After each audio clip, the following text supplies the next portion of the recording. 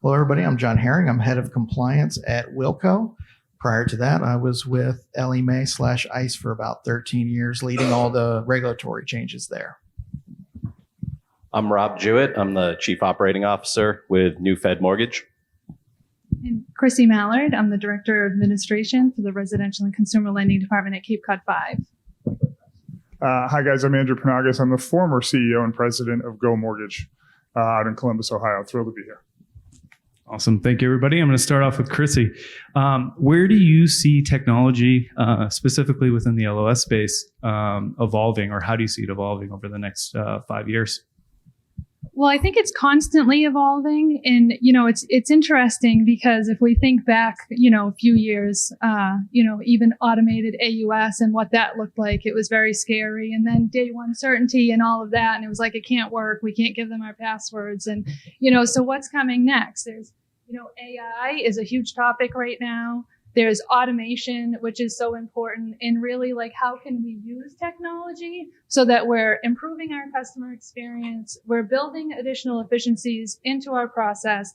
We're getting more loans closed, and we've got really thin margins. So how can we do that the most effectively, efficiently, with spending the least amount of money? Awesome. Rob, in our conversations, you spoke a lot about the reason or the why behind these changes. Do you have any comments that you want to add to that? Sure. To Chrissy's point, we're operating on very thin margins right now. And, all the leaders in this room, you're all under that gun, right? Let's get the most amount of production done possible with the least amount of cost. So, that's what a lot of our focus is on. And that's where the AI and the automation have really come into play, and the steps that we're all taking to implement that. And I think the big thing with that is how do we implement that? In a lot of the conversations I've seen or had, people try to automate process and they see it fails. What's the strategy behind your automation? What's the strategy behind your AI? I think that's where our heads need to be at. What are we trying to automate? And I think that really goes into how well do you know your process? Show of hands, who knows their whole loan manufacturing process? How many clicks would it take to process a loan in your loan operating system? My man right there. But that's how granular you need to get. You need to understand, what are we trying to automate? We're trying to automate the clicks, and we're trying to reduce the clicks. So that's really where our focus has been. Andrew, do you want to add anything? Yeah, that's perfectly said. Look, all of you who are at the top of the house or close to it, we all have the same problem. You're managing a P&L. You're not an altruistic organization. You actually need to make money. And so what's the number one thing automation does? It should lower the cost to originate. So if you're not tackling tech in your LOS, in your POS, and you're not implementing things that simply move the needle on that, don't waste your money. It's not worth it. So to Rob's point, you got to understand down to the granular level, how does your team actually operate? What are their struggles? Where can you make them more efficient? And automate everything. AI is too sexy a term right now. The real wins are in RPA and automation. And so truly, at some point when you're doing the analysis of tech, whether your LOS is legacy and you're bolting stuff in, whether you're looking at a new LOS, it's all going to be custom for each one of you. You all operate a little bit differently. So everything you do has got to be only from the standpoint of how do I lower the cost to originate the loan while maintaining the client experience, while supporting the loan officers and giving them real streamlined experiences. That's it. And what the mistake everybody makes, we all talked about this, right? You put the tech first and try and jam it into your workflow. Don't do that. Do the strategy first and find the tech that complements it. Don't do it backwards. Everybody is right now in the marketplace. So that's really where you start, the boring stuff. To Rob's point, get down to the clicks and figure out what tech moves the needle immediately to save you money. Could you give an example for the group of where you've seen automation or RPA actually make a meaningful difference in the P&L? We did it at Go when I was there. It's been the initiative for about 2 years. So think of the repetitive tasks that your folks do today that you know full well you want them doing something more meaningful for the client, right? There are obvious ones, disclosures immediately, right? But there's some not so obvious ones on the back end, like post-closing RPA and automation is fabulous. It scales the team dramatically. Immediately on the back end, you deliver quicker through Investor Connect if you're an Encompass user. There are things on the back end and in the middle of the process. There's some really good tech out there, depending on your process, that will improve things like interest on the line. We're moving loans faster. We're flipping the line 3 times a month instead of 2, which is what we did at Go. There's a ton of stuff in the industry that if you map what you're doing, you will know exactly where to plug something in and get gain out of it. And so that really everybody thinks of the fun stuff, right? We're gonna underwrite with AI. Yeah, okay. Take the easy wins first. They're out there. Does that make sense? Yeah, and if I could just kind of add to that, a really simplistic way to look at that is if you hire temporary staff to do anything when volume increases, you're hiring them for things that you can get spun up really quickly. It should be automated. You shouldn't need to bring in temps to do any of that. That's kind of like a really simple place to start. I think if you don't have the time and resources to dig into your workflow right now, it pulls it out for you organically. Super well said. And I will challenge, I do think you can map your process relatively quickly. Like at Leader, we recently locked ourselves in a room for a day. And we didn't get down to every single click, but we got down to each process and each system. And it was a long day. We were all tired at the end of the day, but it allowed us to really zero in on where do we need to focus on some improvements. And John, I see you ready to speak, so I'll give you the floor. I'm chomping at the bit because I'm hearing music to my ears. I will tell you, we, at Wilqo with Charlie, we don't even call the system an LOS. We call it a POP, Product Optimization Platform, because we look at challenging the status quo about how loans are being made today and these gaps that you're talking about. One of the things we did is we sat down with clients over years. Andrew and his team were great input for us. Taking that process and actually breaking it down to the atomic level and rethinking who's doing what when, and solving some of the basic challenges using modern technology. Simple things we take for granted, like having more than one person in the loan at a time, and getting rid of this antiquated model of having an assembly line where one person sits on the file until they've done everything they could possibly do with it before it moves on to the next person. We replaced all that with a task-based workflow that says, have the right people doing the right things at the right time. And when we say people, sometimes that person is an automated bot.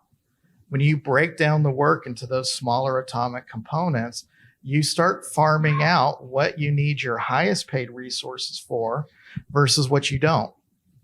And now with the concept of skill sets, you can actually start training people up within your organization. Let's say, for example, we have the concept of a credit review. Sure, you could wait till the underwriter gets it and then find out whether you have a deal or not. Maybe you trust the LO processor. Worst case, the LO, the processor, the underwriter are all doing their own version of a credit review and coming up with different results. Well, we created one that has a step-by-step instruction guide to it, how you assess credit, that any individual can do, train to do, leverages machine learning and what we have in AI today, which helps with document recognition and data extraction. So you're taking some of that human review out of the loop and making sure that the important information is actually in the loan file, and the system is telling you when there's an exception you need to look at. The system's telling you when there's something that needs your attention. But then you can start going back to the credit review. You train someone who's going to do credit review. That's what they're going to learn how to do as you start to scale up, and you're going to see the work. Everything that they sign off on, when that credit review activity is done, you know it was done completely. After a while, you start needing more work done in more areas. You take that same person, you start training them up in appraisal review.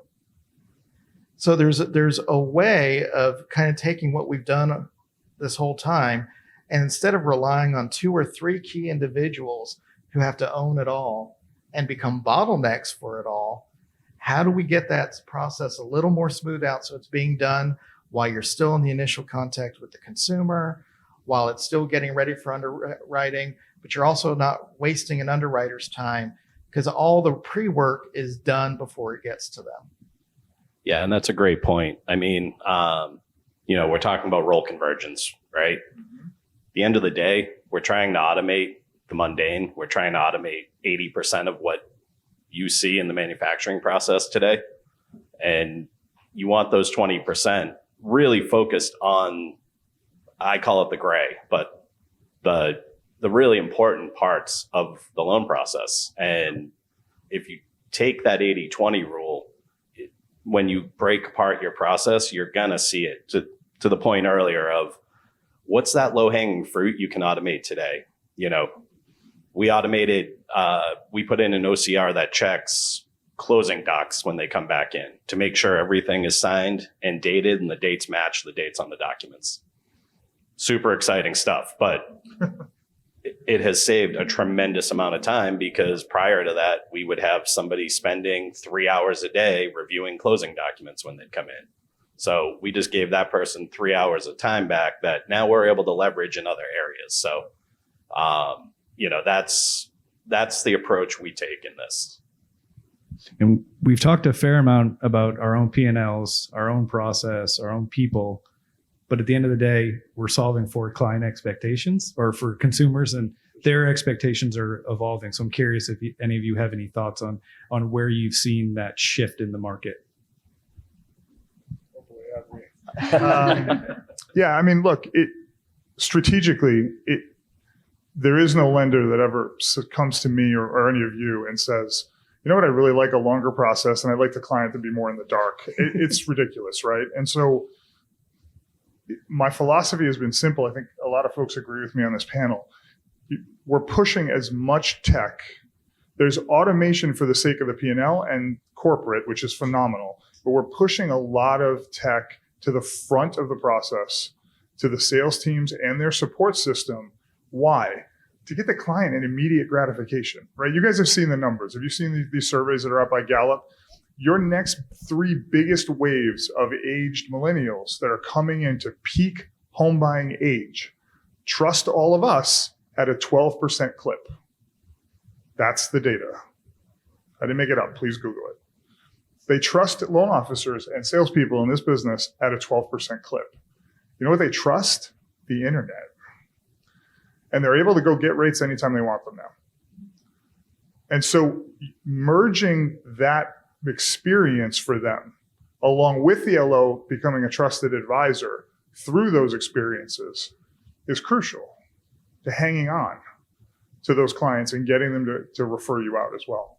So everything we do is half for corporate, right? Maximize what we do today as well as we can do it while we look at future tech, and then push stuff to the sales teams that allows them to self-serve in a way that gets them immediate answers through the POS and the LOS. And that's where LOSs and POSs have to go. They've got to empower the front end of the process. Is that fair, guys? I think so. And I'm like chomping to Go. say it because Go, I'm Chrissy. like, recruitment and retention. I mean, that's huge with this. There's expectations. If you want the best loan officer out there in the market, you better be able to give them the tools that they need to do their job well. And that leads back to the client, So it all comes down to solving the consumer experience, right? I mean, think about the things that consumers go through today that drives them absolutely crazy. The 11th hour condition. For 3 weeks, you've been telling me I'm good to go, I'm ready to close. Now here it is at the 11th hour. Suddenly I've heard a condition that's got terms I've never heard of before. So what are your systems doing today to source and identify those issues that are going to be those 11th hour conditions and getting them as part of the original conditional approval?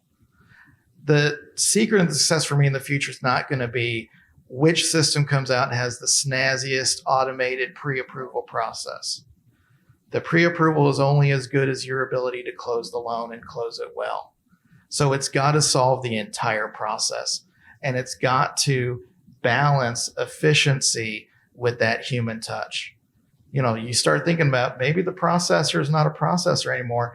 Maybe now they're a customer concierge. They're going to guide the consumer through the process. So there is no 2-week dwell time with nothing happening, and they're just hoping that everything's going okay. And I think the key word in there was efficiency. How efficient are you? And how efficient is your process? And that's where your focus needs to be. You can get as granular as we're talking about. You can still be high level. You can still be efficient. But what is that efficiency? Don't get overwhelmed. There are easy wins out there. This is not something, you don't need to hire 12 developers. There are really easy wins out there to take immediately. Not only for your salespeople, but internally, and the client will feel them. So, whether it's a new LOS, whether it's your existing LOS, and getting the right tools based on process and what you want the client experience to be, they're out there today. It really is. It's just methodical, tactical. Make sure you understand what you're trying to achieve, and make sure you pick the tech, because nobody has a bunch of money to waste, I would assume, in this room. Pick the right thing, improve the client experience, help the LO spend more time originating more loans. That's the win. That's what we tried to do. Do Chrissy or Rob, do either of you try to find ways to fast track loans in your process today? I know my sales manager is out there. Yeah. Yes, absolutely. We do. Just nod. Give a big right. nod. Yeah. No, absolutely. Anything that you can use, even like the audit, it's been out for a while now, but automated income and assets, like that alone, you don't have to verify it. You know what I mean? If you have it set up correctly. So, absolutely. Absolutely. Yeah, I would agree. Same deal. A big focus of ours was reducing our processing time, right? From app to close, which we've done a great job at this year. A big tool that we implemented an upfront AI solution. So from the time that application is taken, it's kicking in, and we're cleaning the files up front to make it a smoother process in the back. I've gone through a lot of AI underwriting solutions. I think they've come a long way. This is just my personal opinion. My focus has been more on how do we clean up the upfront, because it's that whole garbage in, garbage out mentality. So can I ask a quick question of the audience? Who's using Fannie's single source verification? Who knows what I'm talking about? Leave this room right now. Right now, call your Fannie rep and tell them, turn it on right now. If you log into an asset verifier, it'll pull 12 months of bank statements behind the scenes. It'll look for direct deposits. It will clear your income at first AUS. And make sure you're actually using the findings You have to use and the not findings. going Absolutely. and re-verifying employment. Check your overlays It's with your employment- investors. It's But employment income and asset. Potentially, you could be clear to close. we on the have first a pass. loan officer. We've really been embracing this. We've brought a lot of the decision making to the front of the process and identifying and flagging when we have those efficiencies. We're receiving them from the GSEs, and we have one loan officer who's just going Killing it, gangbusters with it and closing loans in 7 days. Is the best part for all you executives out there. The cost, free. Just ask them to turn it on. And then get yourself a really good, inexpensive, customer engaged portal they can log into for asset verification. 22% of Go's loans when I left were getting single source wage earners. I think the other piece there is trusting your technology. No, there's that problem. 100%. And so that goes back to don't have the checkers checking the checkers. If you're going to implement technology, you have to trust it. You have to use it. Otherwise, you're just throwing money out the window. Don't even implement it, because you're wasting your time and energy. That being said, make sure the system can show its work. No black box decisioning. You've got to be able to go look at how it did it and what it relied upon when it did it. It has to be transparent to your internal users. I just want to plug one thing real quick, because one of our North Stars right now is actually the no-click loan. Yeah. That is what we're working towards. Like, that is what drives a lot of our decisions. Okay, well, this is how it's done today. Great. How do we remove the clicks? How do we find a way to automate every portion going through? And not just the easy ones that get day one certainty, but even the ones that you did have to scrape data off of pay stubs and bank statements to make that loan. Because the one fear I have is we get so used to the technology that works smoothly for the easy loans that we start doing not so well with the not so easy loans. And we start opening ourselves up to opportunity where maybe we're not treating all borrowers fairly. And we got to be careful about that. So you got to make sure that this gap is only going to continue to widen between those that fit the happy path and those that don't. Your technology needs to work both tracks and be just as easy to use for either set of customer.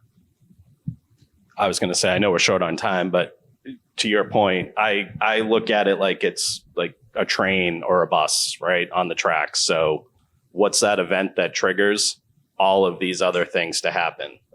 And when you start working that into your process, that's where you start to see these efficiencies come to life. Well, thank you, everybody. I think we are out of time. I hope I'm speaking for everybody here. If you have any questions, want to speak to us, I think we're all approachable. We'd be happy to talk to you.